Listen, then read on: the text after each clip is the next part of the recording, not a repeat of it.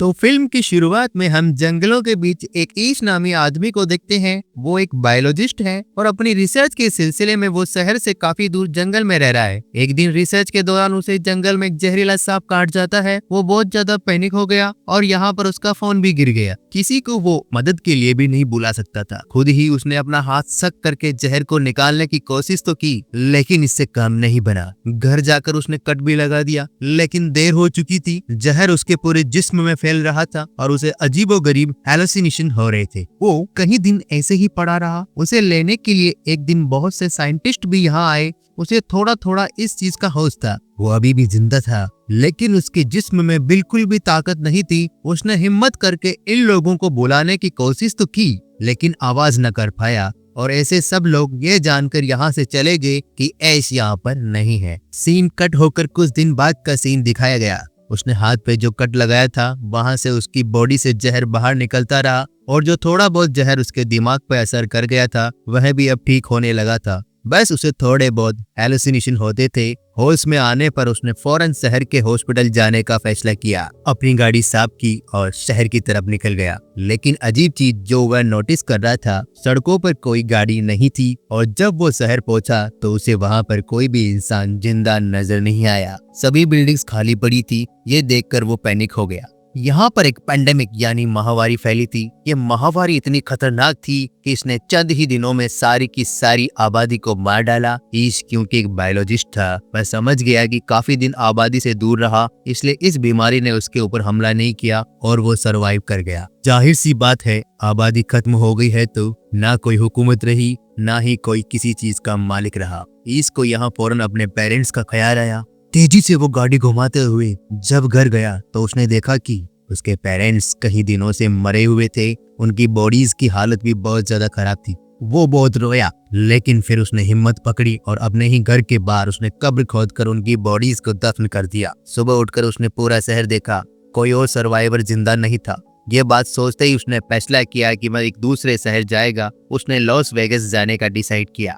कुछ जरूरत का सामान और गन लेते हुए वह निकल गया, लेकिन ब्रिज जो लॉस वेगस की तरफ जाता था वो भी सील था। उसे बहुत गुस्सा आया और लंबा रास्ता लेकर जैसे ही वो लॉस वेगस पहुंचा तो देखा कि यहाँ पे सभी लोग मारे गए। मॉल्स, बड़े बड़े होटल्स, कसिनो सब खाली थे। थक कर वो एक होटल में चला जाता है, वहाँ रात गुजारता है और महंगी चीजें एंजॉय करता है, क्योंकि अब ये सब कुछ उसके लिए फ्री था। वो अपनी उम्मीद खो चुका था कि कोई उसे मिलेगा, लेकिन अगली ही रात उसे दो लोग मिले। ये दो लोग सरवाइव कर गए थे उस बीमारी से। लड़की ने अपनी दुख भरी कहानी बताई कि उसने अपनी फैमिली को वीडियो कॉल पे मरते देखा और अब उसे जीने की कोई उम्मीद नहीं, जबकि यह आदमी भी मरना ही चाहता था, क्योंकि ऐसी अकेली दुनिया में वो सरवाइव नहीं कर सकता था। आज रात के ये लोग भी इसके साथ स्टे करते हैं, लेकिन सुबह होने पर इन लोगों के इरादे ईस को खतरनाक लगे। उस आदमी के पास एक गन भी थी और वो तीनों को मारने का इरादा रखता था ताकि तीनों की मौत आसान हो जाए। लेकिन ईस को जीना था, इसलिए वो उठकर वहां से बाहर निकल गया और पीछे ही उसे गोलियां चलने की आवाज सुनाई दी। यानी उन दोनों ने अपनी जान ले ली थी। इस हादसे ने उसे और भी ज्यादा तोड़ दिया था। उसे शिद्दत से एहसास हो रहा था कि अब पूरी दुनिया में वो अकेला रह गया है। तेज गाड़ी चलाते हुए वह अपने घर वापस लौट आया। रास्ते में उसकी गाड़ी के सामने एक डॉग भी आ गया था। वो डॉग भी बिल्कुल ईश की तरह अकेला था। ईश ने इसे अपना साथी बना लिया और उसे जीने की नई उम्मीद मिली। एक नई सिरे से अपनी लाइफ गुजारना शुरू की, सर्वाइवल की किताबें पढ़ना शुरू की।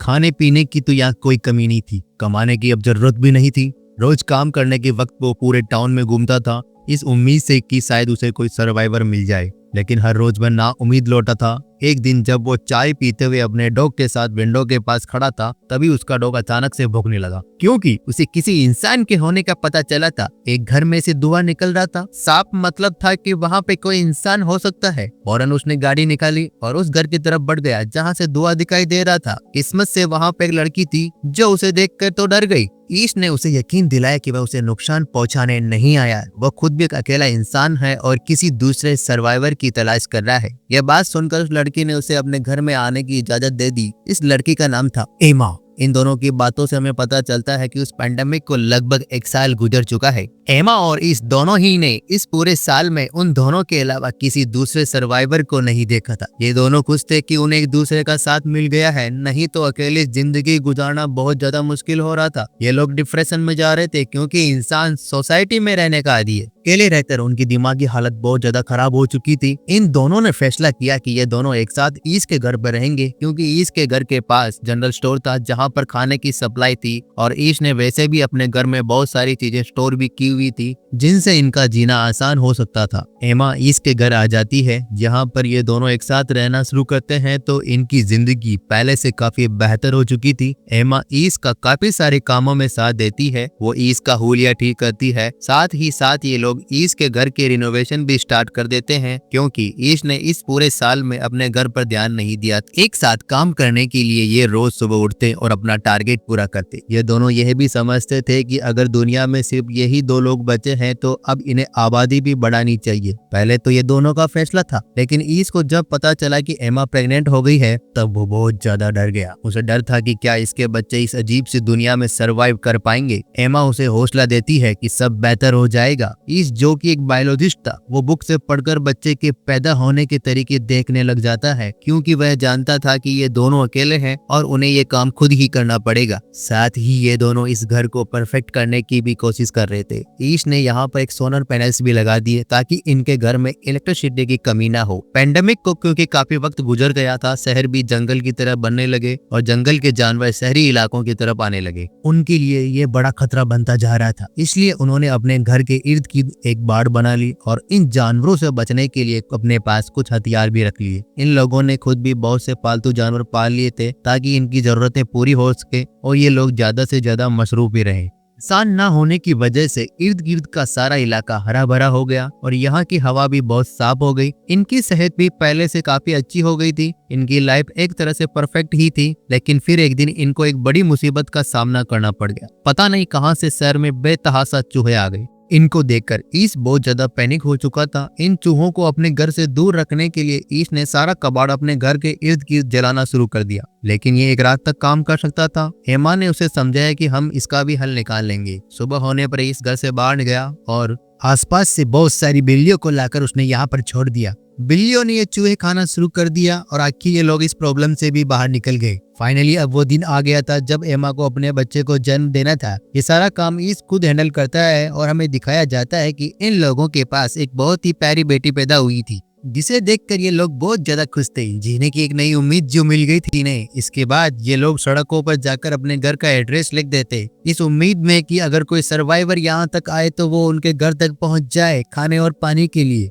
देखते ही देखते 6 साल और गुजर गए। ईश किसी काम के लिए जंगल की तरफ बढ़ रहा था कि अचानक उसकी कार के सामने एक जंगली जानवर आ गया। डर कर ईश बाहर निकला तो उसने जानवर को देखा, वो अभी जिंदा था, दरख्त में तड़प रहा था। इसलिए ईश ने उसकी मुश्किल आसान की और उसे शूट करके मार डाला। यह सब दूर खड़ी एक लड़की देख रही थी। गन की आवाज सुनकर वो घबरा कर जंगल के अंदर भागने लगी। ईश ने भी उसे भागता देख लिया और फौरन उसके पीछे भागा उसे पकड़ने के लिए। इस लड़की को लग रहा था कि ईश उसे नुकसान पहुंचाएगा, लेकिन ईश ऐसा नहीं था। वो लोग तो खुद सर्वाइवर्स को ढूंढ रहे थे। वो जब इस भूखी लड़की को एक सेब खाने को देता है तो ये लड़की समझ जाती है कि ईश बुरा नहीं है। ईश उसे अपने साथ घर लाना चाहता था, लेकिन ये लड़की उसके साथ गाड़ी में नहीं बैठी बल्कि पीछे ट्रक में बैठ गई।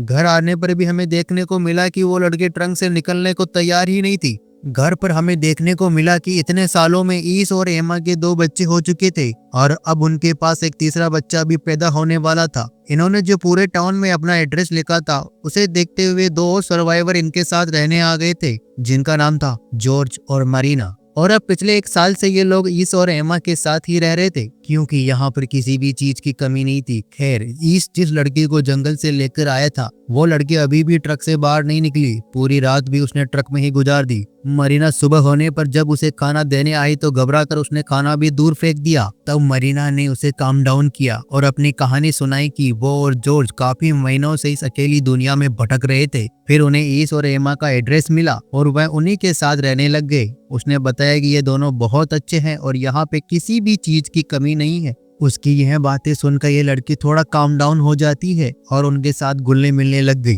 लेकिन अजीब बात थी कि लड़की ने ना तो ज्यादा बात की और ना ही अभी तक उसने अपना नाम बताया था। मरीना एक दिन उसका सामान देखती है तो उसमें अजीबोगरीब ड्राइंग्स दिखाई देती है। साथ ही उसे एक लेटर में इस बच्ची का नाम ईवी पता चलता है। उस लेटर में लिखा था कि इस पेंडेमिक के दौरान उसके डैड ने उसके साथ जाति कर दी, जिसकी वजह से अब वह अपने सामने वाले हर इंसान से डरती है। यह लेटर उसकी मॉम ने लिखा था, जिसमें वह चाहती थी कि कीवी जिसके पास भी जाए वह उसका ख्याल रखे, क्योंकि उसकी मॉम खुद ही मरने वाली थी। यह बात जानकर सभी ईवी का पहले से ज्यादा ध्यान रखने लग जाते हैं। इसी रात एमा को तीसरा बच्चा पैदा होता है, जिसकी वजह से ये लोग बहुत ज्यादा खुश हो जाते हैं। ऐसे ही एक साल गुजर जाता है। एक दिन उन्हें अपने एरिया में किसी के आने की खबर मिलती है। सभी लोग डर जाते हैं। छोटे बच्चों को अंदर भेजकर सभी बड़े लोग गन्स लेकर बाहर निकलते हैं, चेक करने के लिए कि यहाँ पर कौन आया है। इन्हें पता चलता है कि यहाँ एक और सर्वाइवर्स का ग्रुप था, जिसमें टोटल 4 लोग थे। यह लोग भी ईस और एमा का एड्रेस देखते हुए यहाँ पहुंचे थे। इसमें एक डॉक्टर थी, मॉली,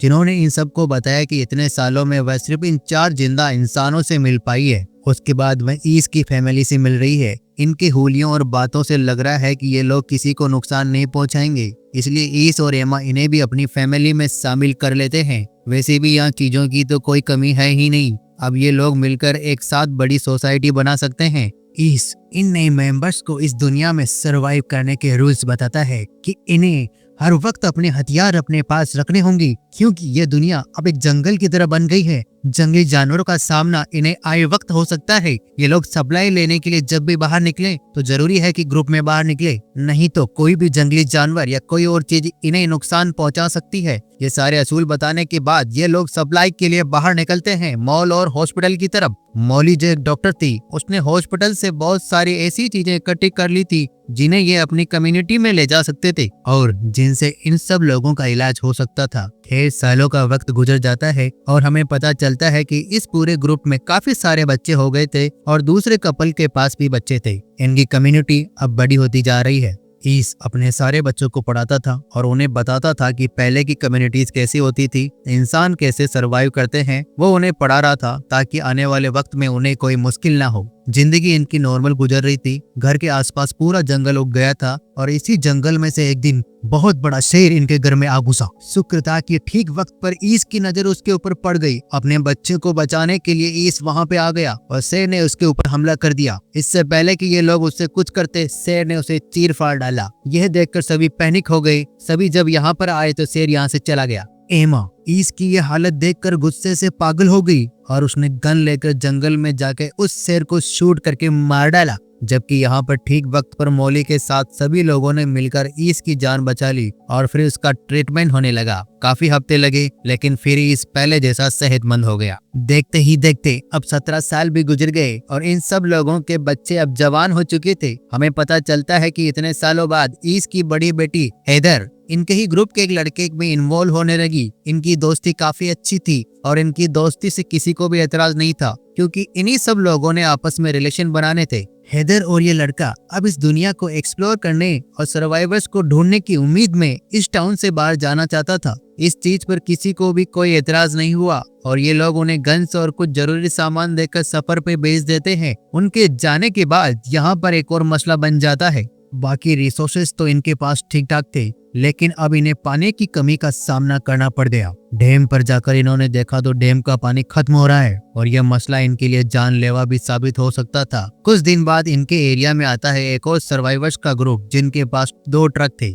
उनके पास पेट्रोल की कमी थी जो वो ईस से मांगने के लिए आए थे। इसके बदले वो उनसे कहते हैं कि हम आप लोगों की पानी वाली प्रॉब्लम को सॉल्व कर सकते हैं, क्योंकि हमारे पास ड्रिल मशीन है और जमीन के नीचे से ड्रिल करके अभी भी पानी निकाला जा सकता है। ईस को ये ऑफर बुरी नहीं लगी थी। उसने अपनी कम्युनिटी में इन लोगों को रख तो लिया, लेकिन अपने सभी लोगों को वार्निंग दे दी कि संभल के रहना, हो सकता है कि ये सर्वाइवर्स खतरनाक हो। दिखाया जाता है कि अब इन लोगों ने अपनी डील के मुताबिक ईस के घर पे ड्रिलिंग शुरू कर दी थी। कई दिनों की मेहनत के बाद आखिर पानी निकल भी गया और ये लोग बहुत ज्यादा खुश हो गए। डील पूरी हो चुकी थी। ईस के लोगों ने भी उन्हें ऑयल दे दिया। आज रात उन्होंने सेलिब्रेट किया। सुबह होते ही इन लोगों को यहाँ से निकल जाना था। ईस ने नोटिस किया कि उस ग्रुप का लीडर चार्ली बड़े ही मशकूक अंदाज में रात के वक्त उनके एक कमरे से निकल रहा और बाहर एक उसका बंदा पहरा दे रहा था। उसने जब जाके देखा तो पता चला कि उसने ईवी को टॉर्चर किया था। ईश ने जल्दी से यह बात अपनी पूरी कम्युनिटी को बताई। यह बात सच में खतरनाक थी। ईवी ने बताया कि वो कह रहा था कि अब वो यहाँ से कहीं नहीं जाएगा क्योंकि यहाँ पर सप्लाई बहुत सारी है, उनके पास गन्स भी है। यह जान के सभी लोग घबरा जाते हैं।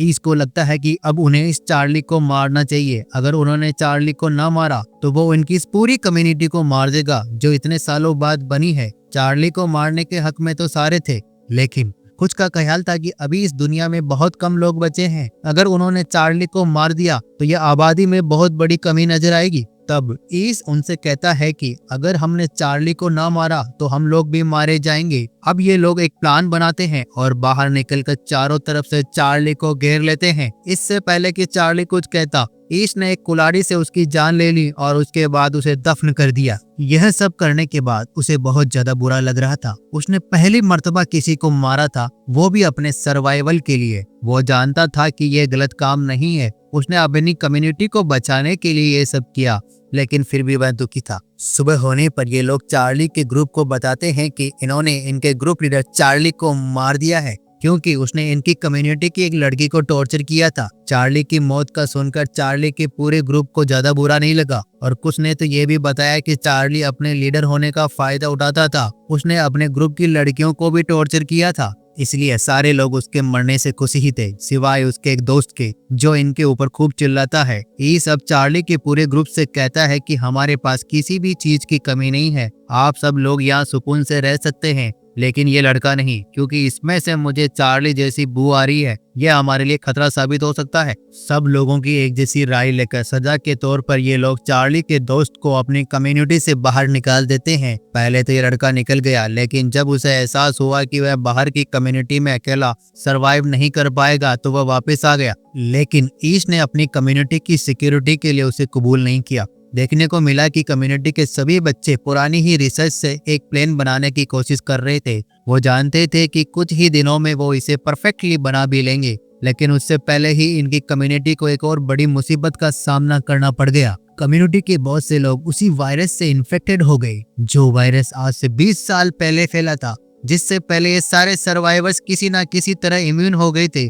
मौलिक के पास काफी सारी मेडिसिन थी जिसकी वजह से उसने इन सब का इलाज तो किया, लेकिन इसका वो बेटा बहुत ज्यादा बीमार था। उसकी इतनी ज्यादा खराब हालत की वजह से पूरी ही कम्युनिटी परेशान थी। इसी परेशानी में हम देखते हैं कि ईस की बड़ी बेटी अकेली वापस घर लौटती है। वो रो रही थी। सबने उससे उसके पार्टनर के बारे में पूछा और रोते हुए उसने उसकी कहानी बताई कि ये लोग जब सफर पर निकले तो इन्होंने बहुत सारे शहर ढूंढे, सर्वाइवर्स की तलाश की, एक एक घर छान मारा, लेकिन कोई सर्वाइवर इन्हें ना मिला। ये जगह जगह अपने घर का एड्रेस लिखते रहे और फिर ये लोग एक जगह पहुंचे जहां जंगलों में इन्हें एक इंसान मिला और उसने हैदर के पार्टनर को पकड़ के मार दिया। उसने कहा था कि यह चार्ली का बदला है, यानी साफ मतलब है ये वही आदमी था जिसे ईश ने अपने ग्रुप से निकाल दिया था। हैदर ने बताया कि मैं अपनी जान बचाने के लिए और क्या करती, मैंने भी उसे मार डाला और फिर तेजी से अपने घर वापस लौट आई। सब लोग दुखी थे, अभी इस दुख से निकले नहीं थे कि ईस का दूसरा बेटा भी मर गया। बात सिर्फ यहाँ पर खत्म नहीं हुई। ईस के बेटे के मरने के बाद उसकी कम्युनिटी के 3 और मेंबर्स मारे गए और इस हादसे से ईस बुरी तरह टूट गया। अब उसका इस दुनिया में रहने का दिल नहीं करता था, वो इस दुनिया से जाना चाहता था। लेकिन तब एमा ने उसका साथ बिल्कुल उसी तरह दिया जब वो बिल्कुल अकेला था। उसने कहा, देखो जब हमें कोई नहीं मिला था हम दोनों ने मिलकर जिंदगी की शुरुआत की और अब तो हमारा इतना बड़ा ग्रुप बन गया है, हमें ही इस दुनिया को आबाद करना है। तुम अगर ऐसे हार मान जाओगे तो ग्रुप के बच्चों को कौन ट्रेनिंग देगा। उसकी ये बात सुनकर इसको थोड़ा हौसला मिला और वो पहाड़ों पे चला गया सनराइज देखने के लिए। पिछली दुनिया के सनराइज से बहुत मुख्तलिफ था। पहले जैसे नेचर के रंग फीके थे, अब हर चीज में ताजगी थी। यह देखकर इसको एहसास हुआ कि यह पहले वाली दुनिया नहीं रही, यह एक नई दुनिया है। वह अपने बच्चों को पहले वाली दुनिया में रहने की तालीम दे रहा था, यह गलत था। वो समझ गया कि अब उसे अपने बच्चों को इस नई दुनिया में सरवाइव करना सिखाना है। घर जाकर यही स्पीच वो अपने बच्चों को देता है कि अभी तक हम गलत डायरेक्शन में पढ़ रहे थे, हम पुरानी दुनिया में चलने की कोशिश कर रहे थे, लेकिन जब पुरानी दुनिया ही नहीं रही तो फिर उसमें चलने की ट्रेनिंग क्यों लेनी है। यह एक नई दुनिया है और हमें इसके मुताबिक चलना है। ईश ने कहा कि अब से तुम लोग वही सीखोगे जो नेचर तुम्हें सिखाएगा और जो इस दुनिया में रहने के लिए जरूरी है। इस दुनिया में इनकी कम्युनिकेशन बिल्कुल बंद हो गई थी, इसलिए उन्होंने फैसला किया कि यह अब अपना कम्युनिकेशन नेटवर्क बनाएंगे। इन्होंने दोबारा से एक नया रेडियो बनाया जिनसे इनकी कम्युनिकेशन स्ट्रांग हो गई। इसके बाद आए दिन ईश नए नए सोशल इवेंट्स रखने लगा जिसमें बच्चों को एहसास हुआ कि कैसे सभी इंसान मिलजुल कर जिंदगी गुजारते हैं। ईश ने अब अपनी ये कोशिश अपने तक नहीं रखी, उसने अपनी कम्युनिटी से बाहर निकलकर अपने शहर को भी रिनोवेट करना शुरू किया, दोबारा होटल्स को आबाद किया और फिर अपने आसपास के शहरों को भी ठीक करने का इरादा कर लिया। फिल्म के पोस्ट क्रेडिट सीन में हमें ईश को उसके पोते के साथ दिखाया जाता है जो उसे उसकी सारी कहानी बता रहा है। वो उससे कहता है कि ये दुनिया बिल्कुल हमारी ही पीढ़ी है जिसे अब तुमने आगे बढ़ाना है। यह कहते हुए कहानी यहीं पर खत्म हो जाती है।